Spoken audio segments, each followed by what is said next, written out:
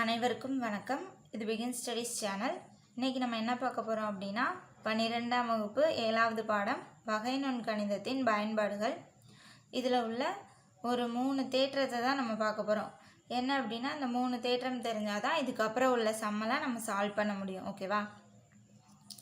இது என்ன டாப்பிக்கில் வருது அப்படின்னா 2ஆம் வகைக்கெழுவின் பயன்பாடுகள், அதாவது அப்ளிகேஷன்ஸ் ஆஃப் செகண்ட் டெரிவேட்டிவ்.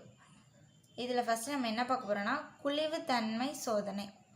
என்ன அப்படின்னா இப்போது திறந்த இடைவெளி ஒரு இன்டர்வல் இருக்கும்ல ஐஏ அப்படின்னு சொல்லிட்டு நம்ம வந்துட்டு அதை ஓப்பன் இன்டர்வல் திறந்த இடைவெளின்னு சொல்லியிருக்காங்க. ஸோ ஓப்பன் ப்ராக்கெட் போட்டு ஏகமாவி எதனாலும் எடுத்துக்கலாம்.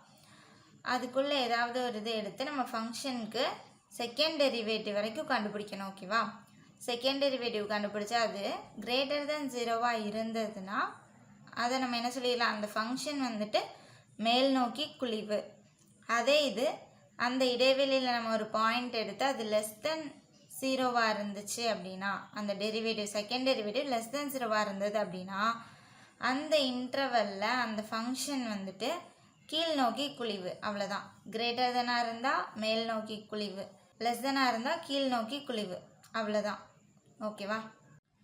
இப்போது நெக்ஸ்ட்டு செகண்ட் தேற்றம் என்ன அப்படின்னா வளைவு மாற்ற புள்ளி சோதனை. அப்படின்னா என்னென்னா இப்போது எஃப் டபுள் டேஷ் ஆஃப் சிங்கிறது ஏதோ ஒரு புள்ளி செகண்ட் டெரிவேட்டிவ் நம்ம கண்டுபிடிச்சோம் அப்படின்னா அது காணத்தக்கது, அதாவது நம்மளால் கண்டுபிடிக்க முடியுது. அதுக்கப்புறமா எஃப் டபுள் டேஷ் ஆஃப் சியோட குறி வந்துட்டு எக்ஸ் ஈக்குவல் டு சிஐ கடக்கும்போது மாறுகிறது.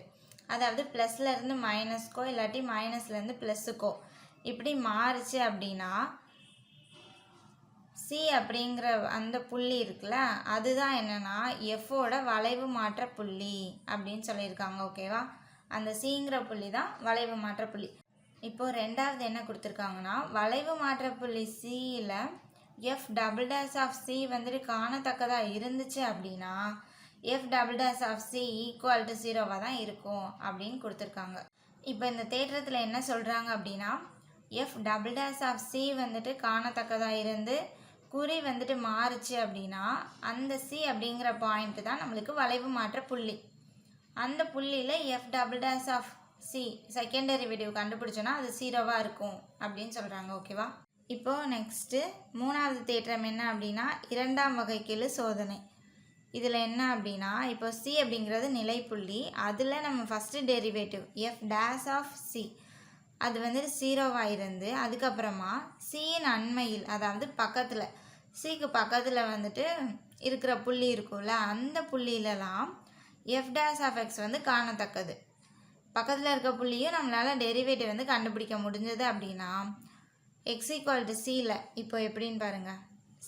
இப்போ பக்கத்தில் இருக்க புள்ளியிலலாம் எஃப் டேஷ் ஆஃப் எக்ஸ் கண்டுபிடிச்சிடும். அதுக்கப்புறமா F double dash of X கண்டுபிடிச்சா அது வந்துட்டு லெஸ் தென் 0வாக இருந்தால் என்ன, கிரேட்டர் தென் 0வாக இருந்தால் என்ன, ஈக்குவல் டு 0வாக இருந்தால் என்ன, இந்த 3 கேஸ். லெஸ் தென் 0வாக இருந்தது அப்படின்னா எக்ஸ் ஈக்குவல் டு சியில் எஃப் வந்துட்டு இடஞ்சார்ந்த பெருமத்தை அடையும். அங்கே லெஸ் தென் 0னா இடஞ்சார்ந்த பெருமம், அதே இது கிரேட்டர் தென் 0 அப்படின்னா இடஞ்சார்ந்த சிறுமத்தை அடையும். அதே இது ஈக்குவல் டு 0வாக இருந்தது அப்படின்னா இடஞ்சார்ந்த அறுதி மதிப்பை பற்றிய தகவல் இல்லை. அதாவது நம்ம ஒன்றுமே சொல்ல முடியாது, சிறுமமா பெருமமா அறுதி மதிப்புகளை பற்றி எந்த தகவலும் நம்மளுக்கு கிடைக்காது. அவ்வளோதான்.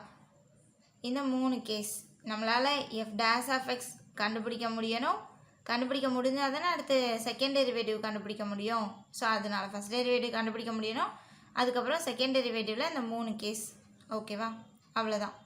இந்த வீடியோ பிடிச்சிருந்தால் லைக் பண்ணுங்கள். தேங்க்யூ.